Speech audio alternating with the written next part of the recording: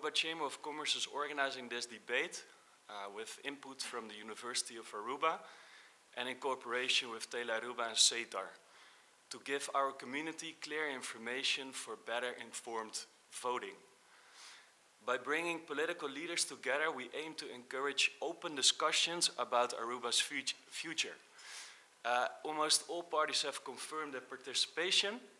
The debate will be broadcasted live on Tele Aruba from 7 till 10 p.m. and on our social media of the Chamber of Commerce. We're giving the entire community an opportunity to tune in and to hear directly from the political leaders who may shape our nation's future.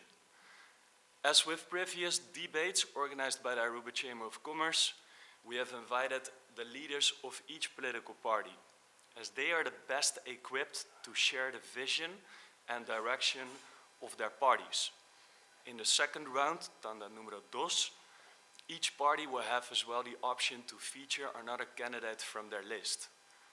This debate will cover essential topics such as the economy of the island, public finances, labor, healthcare, tourism, social issues, education, and justice.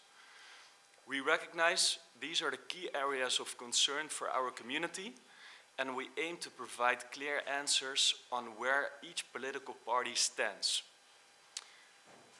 It's very important to mention as well that the Chamber of Commerce is an independent organization, and we are facilitating this debate. Following the debate, so after the debate, we will partner with Noticia Kla to share a survey with our audience, and this survey will be distributed by email to our members and shared on social media channels.